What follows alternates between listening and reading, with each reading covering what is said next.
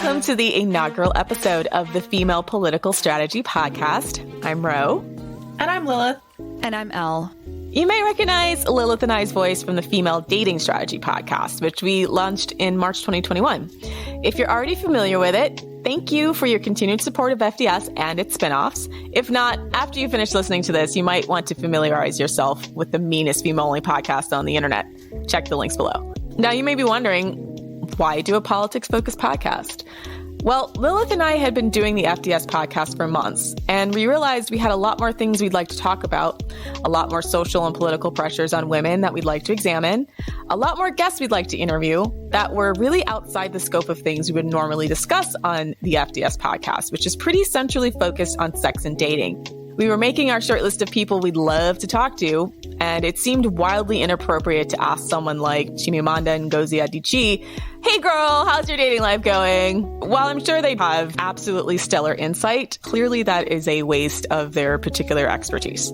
By launching this FDS podcast, Female Political Strategy, we're creating an opportunity to really expand the scope of discussion and dissect some of the social and political drivers that have a material effect on women's lives, and to call out some of the key players, including lead scholars, scientists, politicians, and of course, the mainstream media. So with this in mind, let's answer the question in a little bit more detail. Why the female political strategy? Why did everyone want to be involved in it? Should I start or? Yeah. Okay. So I love talking about politics, and a lot of it was outside of the scope of FDS. I'm a progressive. I would consider myself a democratic socialist, and these past few years I've just been feeling really betrayed by the men within my own party. I've dated both progressive and conservative guys, and both of them seem to have an equal proportion of scrotes. And ultimately, both the left and the right, I find men in those camps use whatever political belief to get access, like sexual access to women. I just think we need to be more female focused in our politics. Unless you're actually specifically focusing on the needs of female people, it's always going to be an afterthought, and we're just going to keep getting fucked over by the men in our particular group. All right, Elle, so you're up next, friend of the pod. Hey, everybody. I'm Elle. And if you have no idea who I am, good. No, I'm kidding. Go check out the other episode that I was on the female dating strategy. And then please don't just stick with that. I have a lot more to say. I'm excited to be in this conversation, and it's an awesome opportunity, especially as a woman in this day and age with, the political environment right now as it is, especially being an American and a person of color and a woman, most importantly. If you didn't know, I'm conservative, and it's kind of hard to have the political conversations, political discourse. It makes friendships difficult. It makes relationships difficult. So I think being able to have a clear conversation with people that are listening to you for who you are is really what draws me to this. I have a background, an academic background in politics. I have my degree in political science. I work in the national security environment. Naturally, I can't go into further details about it. I support the Department of Defense, Department of State, and policy advising. I guess that's how you could best describe my role. I am a veteran, so I've seen our national security policies, American national security policies at play in many places across the globe. And a lot of them from, with my age, only from the conservative perspective, and a little bit of the Obama era policies as if they played out in the world.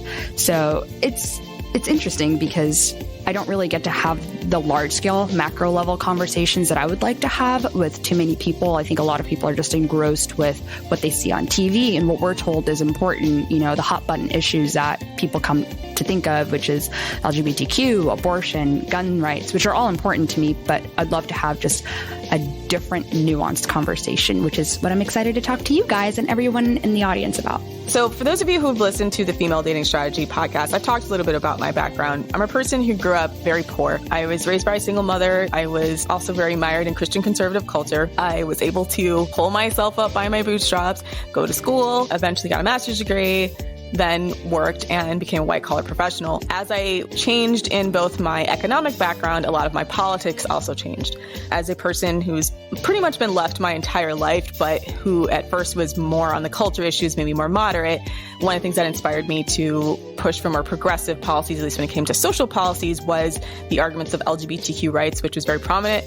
I'm a millennial, so that was very prominent when I was coming up in school. And as a person who's a supporter of gay rights, I felt that the culture that I grew up in didn't feel like it was open-minded enough or open to embracing these progressive cultural issues. But as I started to run in progressive cultural circles, I often found that there was some ignorance as well when it came to how people in the working class experience life and the things that they find important or the types of things that actually impact them. Some of the more obvious places that we talk about in FBS is often about how liberal feminism privileges a certain type of woman, and the concept of sexual empowerment is often focused on predominantly middle to upper class white women, and that for women who don't enjoy this kind of privilege, sometimes the policies that they push can be really harmful. And so in response to that, you often see women who are in working class or below espouse more culturally conservative values. So for me, it became really, really important to bridge the gap in my understanding between how do people expect feminism to look like for women who are working class. There's often this perception that working class women, if they don't vote Democratic or if they don't espouse the values that are often pushed in liberal feminism, that they're one, not feminist, or that they don't believe in equality between men and women, or that they are somehow backwards and ignorant. And that's just not always the case. I really felt that there's a certain level of ignorance and prejudice coming from people who have always lived fairly privileged lives, and that can be educationally privileged, that can be racially privileged, etc., towards people who don't. And so I'm really inspired in this podcast because I really want to be able to parse out, what does feminism look like for working class women? The women that I grew up with, most of them work gendered labor, including the women in my family.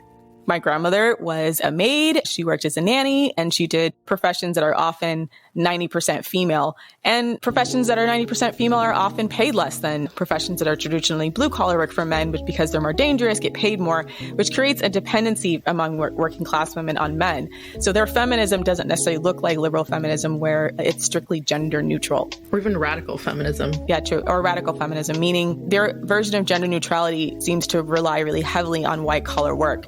So what inspires me to do this podcast is to really, really talk about the perception differences that are going on between the working class women that I grew up with that often cause them to vote conservative, and also talk to women who I guess would now be more or less my peers because of my educational background, and talk to them and bridge the gap in understanding between these two cohorts of women and start to kind of laser out and maybe carve out with a scalpel more female-friendly policies that make sense between these two cohorts of women. Because I think often, like Lilith said previously, men are setting the narrative at the top. We are often pressured as women into false choices and false binaries based on men forcing us to make trade-offs on whether we want certain types of equality or if we want economic stability. And we just don't have to do that. Much like female dating strategy does a lot of myth bustings about these false binaries we've been trapped into when it comes to our sex and dating lives with men.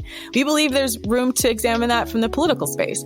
So that's my hope with this podcast, to really hone in on those ideas, really go through and just create a cohesive female-first narrative, looking at it from multiple angles. Basically, we wanted to take the idea of FDS of maximizing female benefit in the dating world, and we wanted to apply that to the political realm. If we want to materially improve the lives of all women, we need to get political in order to do that. 100%. Hope you enjoyed this teaser for Female Political Strategy. The first episode of Female Political Strategy will be dropping on Monday, December 6th. So like, share, and subscribe to Female Political Strategy wherever you get your podcasts: Apple, Spotify, Pandora, YouTube. Also, follow us on Twitter at Female Political, and our new Patreon, patreon.com/Female Political Strategy. Thanks for listening, Team Female. We're really excited to share this podcast with you.